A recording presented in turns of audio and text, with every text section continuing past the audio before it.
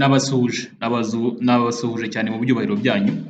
Iyi ni Digital Wealth Rwanda, niko YouTube channel yitwa.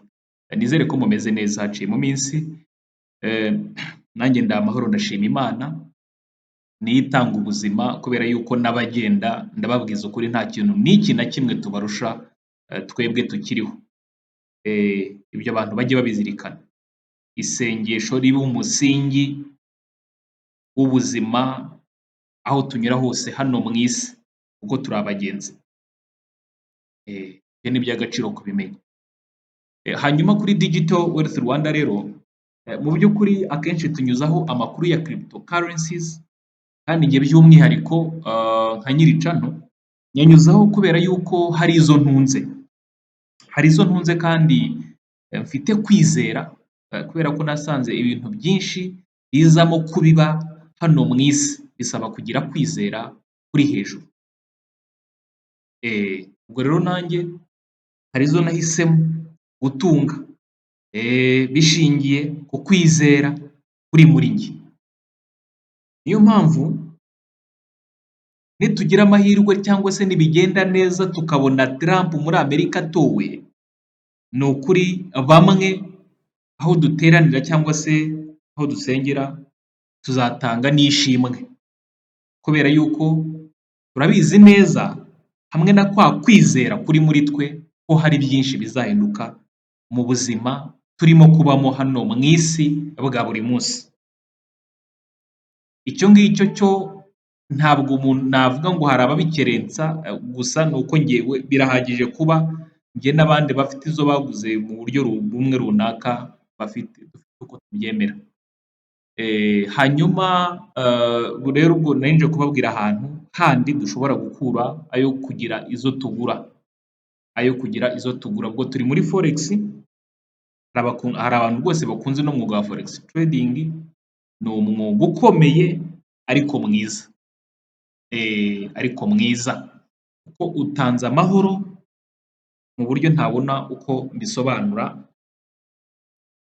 Reka ngire ibyo mbasobanuriraho. Ni ukuvuga ngo iyo turi kuri investing.com, byari byose amakuru yose ahise aba afite abantu areba kandi akababera y'umumaro.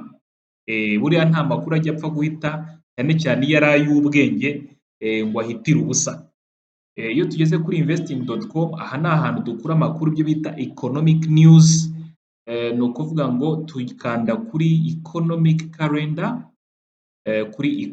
calendar, nibutsa abantu gukanda kuri subscribe ndetse no kuri like, kuko ababikoze barabibonye yuko nta kintu na kimwe bibahungabanyaho mu iterambere ryabo rya buri munsi, ahubwo baba bakoreye n'undi mugisha wo gufasha mugenzi wabo gutera intambwe ajya mbere. Uvuga ngo iyo nkanze aho ngaho nigira epfo gato, nkabona currencies zitandukanye. Hano barerekana yesterday, today, tomorrow, this week, next week. Hanyuma ni economic calendar nk'uko bigaragara, bakatubwira ngo hari time, hari currency, hari impact, hari event, hari actual, focus and previous. Ibi byose bifite impamvu yabyo. Ni ukuvuga rero iyo ngeze aha, izifite akanyenyeri kamwe, ni ukuvuga ngo naho iyo currency amakuru ari buyivugeho adafite impact nini. Utunyenyeri tubiri ubwo ni medium impact, ayo makuru ashobora kugira mu isoko muri rusange, aho dusanga muri currency pair harimo impinduka runaka bitewe n'iyo currency bavuzeho ahangaha nk'uko zikurikirana. Ariko iyo nkoze filter, akanda kuri filters, and then bahakaza ibihugu, and then nkakanda kuri select all, byose nkabihitamo, and then nkaza kuri category, nkakanda kuri select all, kuko ndashaka yuko hazamo amakuru ajyanye na employment, na credit balance, economic activity, central banks, bonds, inflation and the confidence index. Ayo makuru yose arakenewe. Importance, urumva ngo ni akamaro k'ayo makuru afite high impact cyangwa se azana impinduka mu buryo bukomeye mu isoko, n'afite utunyenyeri dutatu. Ubwo ndakanda hano nkande kuri apply. ubwo baranzanira bene ayo makuru gusa ari bugire impinduka atera mu isoko mu buryo bunini bufatika. Ayo makuru ni aya rero. Ayo makuru ni aya, baratubwira ngo mu Rwanda uyu munsi hari Thanksgiving Day, n'ubundi currency pair ducuruza ntabwo ari izo mu bihugu byo muri Afurika by'umwihariko, ahubwo ni bya bihugu byitwa ko bikomeye cyane ku isi, ubwo ni mu buryo bw'ubushobozi. Hanyuma ikindi umuntu yakibuka kureba, reka ndebe ko nakibona hano, tegereze gatoya. Okay, ni ikijyanye na time twebwe ntabwo ari GMT-4, ubwo nshobora gukanda hano and then igeza hejuru gatoya nkahindura isaha, GMT+2 gendana n'aho ngaho. GMT+2 ni Cairo, ni ukuvuga ngo saa 8:30 nibwo dufite amakuru ari very sensitive, ayo bita average hourly earnings. Aha ni muri Amerika. Noneho tukagira n'andi makuru yitwa NFP, ariyo non-farm payroll. Aya ngaya yo azana impinduka zikomeye mu buryo bwagutse bukomeye cyane mu isoko, ndetse n'andi makuru bita unemployment rate. Hanyuma aya yose umuntu akaba azi kuyinterpreta cyangwa se kumenya ubusobanuro bwayo. Ni ukuvuga ngo muri forex trading kirazira kikaziririzwa kuvuga ngo ngiye kwinjira mu isoko ntangire gukora analysis y'isoko nshaka kuza kugira currency pair ncuruza ntazi amakuru y'uwo munsi. Iryo ryaba ari ikosa rikomeye. Habanza gusoma, umuntu akamenya amakuru y'umunsi, cyane cyane ni ukuvuga ngo umuntu wese ucuruza ibintu by'ibanze birasabwa yuko umuntu agira trading plan. Ni iby'agaciro gakomeye kugira trading plan. Hari ibigomba kuba biyikubiyemo, abasanzwe bacuruza ubwo barabizi. So rero ntabwo umuntu acuruza pair abonye iyo ari yo yose, ahubwo aba afite pair asanzwe acuruzaho yiyemeje. Ni ebyiri se, ni eshatu se, ni enye se, kandi ntabwo ari itegeko ko zigomba kuba zisa n'iz'abandi bose, kubera ko umuntu iyo yamaze kwiga aba afite umurongo we ngenderwaho, harimo na discipline n'ituze kugira ngo umusaruro ube washobora kuboneka. Umusaruro tuvuga ntabwo ari uw'umunsi ngo tuvuge ngo ni umusaruro wa buri munsi, oya, umuntu areba overall performance of the week, umusaruro w'icyumweru, kubera yuko kuwa mbere haba habi, kuwa kabiri hagahita haba heza, kuwa gatatu hakaba heza, kuwa kane bikagenda nabi, kuwa gatanu bikagenda neza. So umuntu akareba overall performance in the whole week, mu cyumweru cyose. Urumva ibyo ni byo bintu by'agaciro. So aya makuru rero umuntu yose akaba yashobora kumenya kuyakorera interpretation. Ni ibintu bigiye umumaro bikomeye. Ntabwo ari ukuza uhita ufungura chat ureba utangira kwanaliza, oya. Iyo ni inama tugirwa n'abapro natwe, kandi ubwo kubera ko tububaha tukayigenderaho. Ariko ikindi nashatse kuvuga, wenda ntabwo nshatse kwinjira muri aya makuru ngo nsobanure amwe n'icyo avuga n'uko biri bugende. Ibyo ngibyo umuntu yabyinjiramo cyane, wenda hari nk'umuntu wavuze ngo arashaka kubyiga byihariye. Icyo nagira ngo mvugeho ni uko urugero nko kuri iyi, reka turebe nko kuri iyi NZD card. NZD card ni currency pair, ni ukuvuga ngo ni New Zealand, New Zealand ku manyakanada. Umuntu asomye mu Kinyarwanda ni uko iyo currency pair umuntu yayisoma.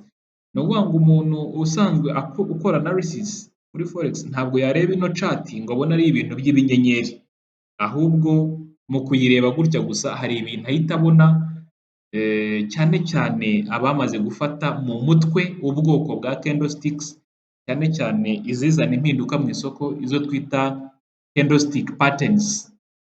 Hari izituma habaho reversal, hari izitubwira yuko icyerekezo runaka kirusheho gukomeza, kandi tugirwa inama yuko niba umuntu ari umutangizi, ngo ndabwira bari mu nzira yo gutangira cyangwa se abagitangira bamaze iminsi mike, ko byaba byiza ugiye ushaka ubwoko bw'isoko bwitwa trending, akaba ari bwo ucuruzaho mu gihe runaka ukazaba uvaho ubona kujya mu bundi bwoko bw'amasoko.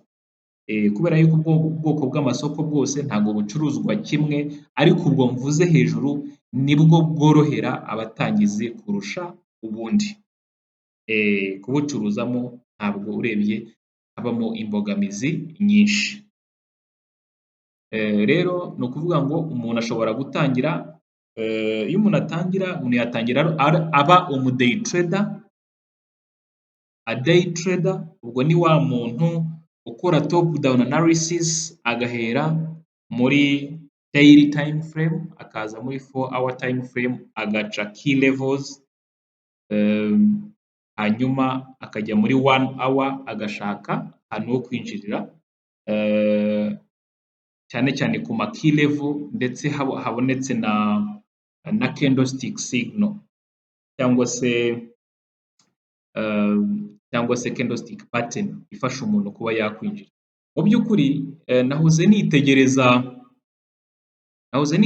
nk'iyi pair ya NZD card, abantu benshi bacuruza ziriya pair zicamo amafaranga menshi, ziriya pair zikomeye cyane zicamo amafaranga menshi cyane kurusha izindi.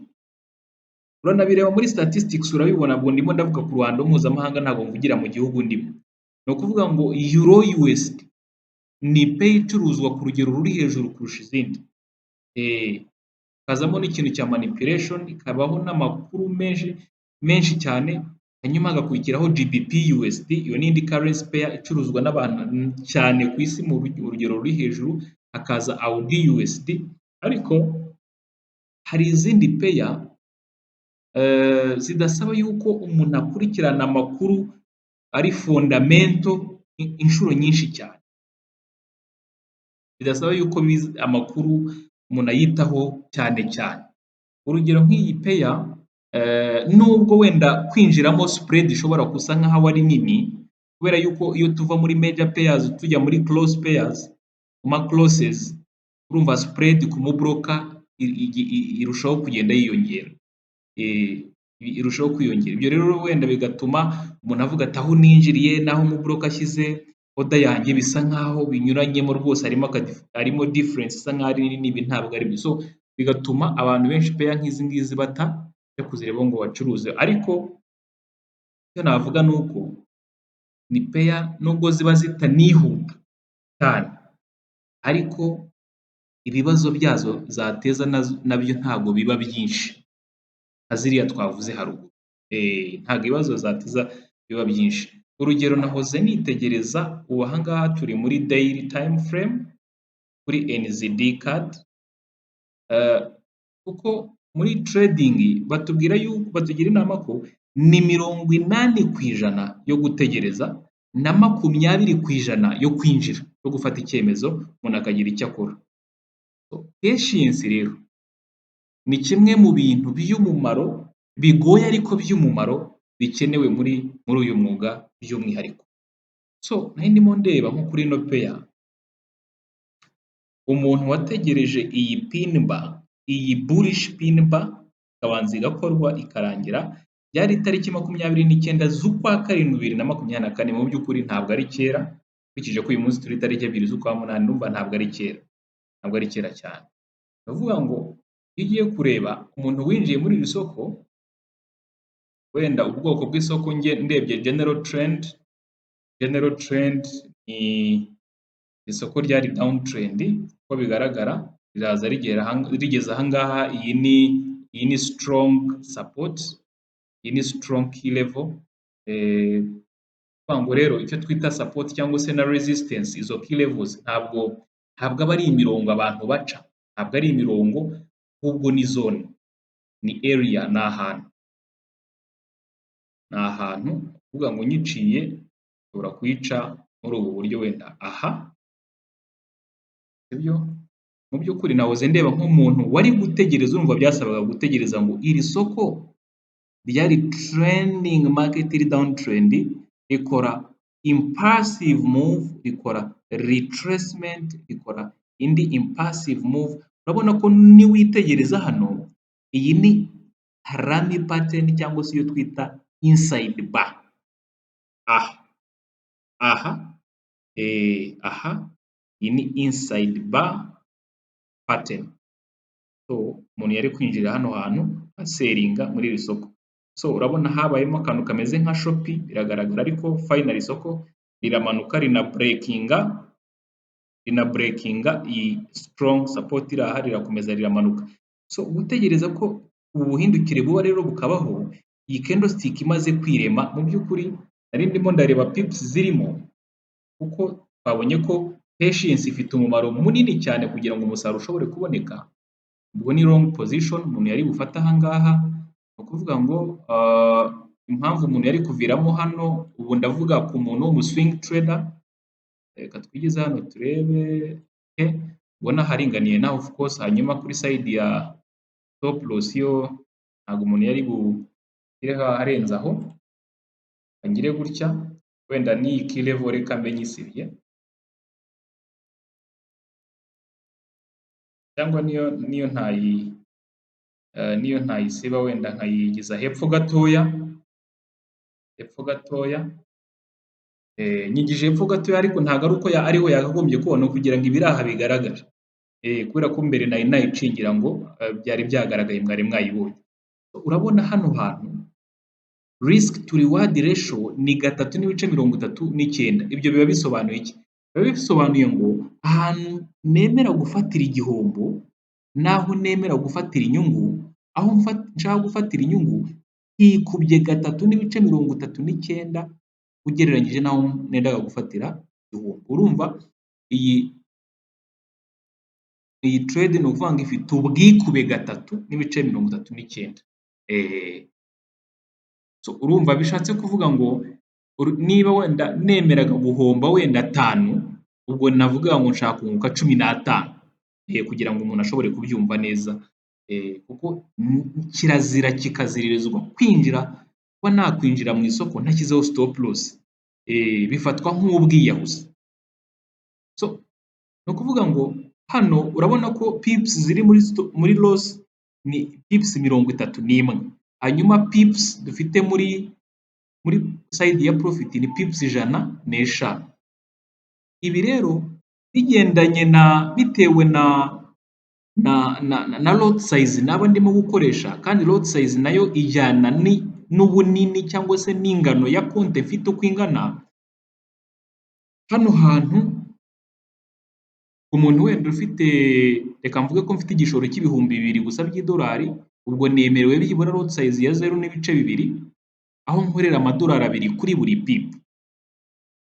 Urumva ko hano ndamutse mfashe $2 akuba pips 105.7, urumva ko nawe ukubye amafaranga wabonamo ntabwo twayita